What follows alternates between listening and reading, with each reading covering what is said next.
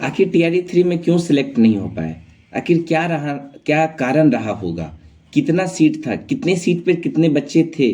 किस कैटेगरी में कितना बच्चा था? किस कैटेगरी में कितना बच्चा रहने के बावजूद भी कम रहने के बावजूद भी ज़्यादा सिलेक्शन नहीं हो पाया?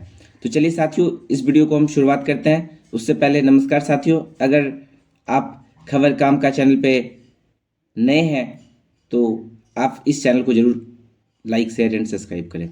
साथियों, ये आपके लिए जानना बहुत ज़रूरी है, आखिर क्यों इतने कम बच्चे का सिलेक्शन हुआ। आखिर जब भी किसी विद्यार्थी का कहना होता है कि भैया मेरा इतना नंबर था फिर भी मेरा सिलेक्शन नहीं हो पाया, आखिर क्या कारण रहा होगा, क्यों सिलेक्शन नहीं हो पाया, किस कैटेगरी में कितने बच्चे थे? तो चलिए साथियों, हम आपको बताते हैं। और हम अभी पीआरटी का बात करेंगे जो कि 1 to 5 के लिए था, और इसमें यह बात करेंगे कि अदर राज्य कि कितने अभ्यर्थी थे इसमें जो बताया गया था, और यहाँ बिहार के कितने थे। तो साथियों, हम आपको आरटीआई का जो जवाब आया है उसके बारे में हम आपको कुछ बताते हैं। पीआरटी के बारे में बताएंगे जो कि जनरल के लिए पहले टोटल सीट आपको पता था कि 28,000 से प्लस था, घटा करके उसको विभाग 25,505 समथिंग कर दिया था। तो आखिर उसमें जनरल के लिए 7,440 सीट था, जिसमें बच्चे जो फॉर्म भरे थे, टोटल फॉर्म कितना भराया गया था जनरल के लिए, तो 56,099 फॉर्म भराया गया था। मतलब कि एक सीट पर देखा जाए तो 7.5 बच्चा, मतलब कि 7.5 होता है अप्रॉक्स। इसको ओवरऑल आप 7 भी कह सकते हैं, या 7.5 है तो 7.5 है तो उसको आप 7 कह सकते हैं। और एक है ओबीसी। ओबीसी में देखा जाए तो 2357 सीट था। 2357 सीट के लिए फॉर्म गिरा था 27,041। अब 27,041 फॉर्म गिरा था तो उसमें एक सीट पे हो जाता है 11.5 बच्चा एक सीट पे। मतलब ओवरऑल आप देखिए तो इसको या तो आप 11 कह लीजिए, इतना फॉर्म गिरा था। अगर आप ईडब्ल्यूएस का बात करते हैं तो 917 सीट था। ईडब्ल्यूएस में जब 917 सीट था तो इसके लिए फॉर्म गिरा था 7254, मतलब कि एक सीट पे 7.9, मतलब कि इसको ओवरऑल आप 8 कैंडिडेट कह सकते हैं एक सीट पे।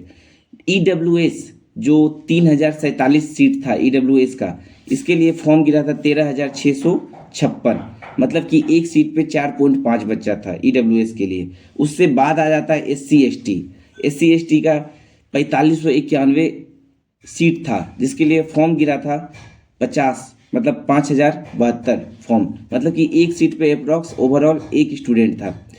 तो इससे आपको यह अनुमान लगा होगा कि किस कैटेगरी में कितना कैंडिडेट ने फॉर्म गिराया और कितना आगे गिरेगा, यह एक अनुमान लगा सकते हैं आप।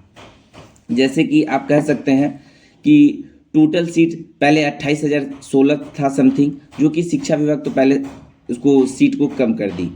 अब सीट को क्यों कम कर दिया इसका अभी तक निर्णय यह नहीं आया, पता चला है क्या कि सीट को बार बार कम क्यों कर देता है। आप जितने सीट पे फॉर्म निकालते हैं उतने सीट पे तो आप रिजल्ट दीजिए कम से कम। आप ना तो मल्टीपल रिजल्ट दे रहे हैं, तो सब तरह से यहाँ नुकसान सिर्फ बच्चों का हो रहा है कि आप जितने सीटों पे फॉर्म ला रहे हैं उतने सीटों पे भी आप रिजल्ट नहीं दे रहे हैं। तो साथियों, आपको यह पता चल गया होगा कि आखिर मेरे कैटेगरी में कितना फॉर्म गिरा था। मतलब कि आप जिस जिस कैटेगरी में हैं, इससे यह अनुमान जरूर लगा सकते हैं कि आपके कैटेगरी में कितना फॉर्म गिरा था, कितना बच्चा अभी नॉर्मली यह अनुमान लगा सकते हैं कि इस कैटेगरी में और कितना फॉर्म गिर सकता है।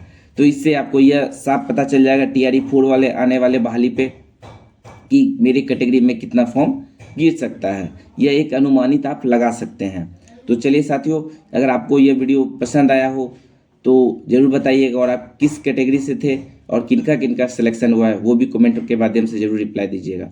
और रहा ये चीज़, तो अब ये चीज़ अब टीआरई 4 में बहुत ज़्यादा काम आएगा कि आखिर कितने सीट पे कितना फॉर्म गिर सकता है, यह एक अनुमान आप जरूर लगा सकते हैं।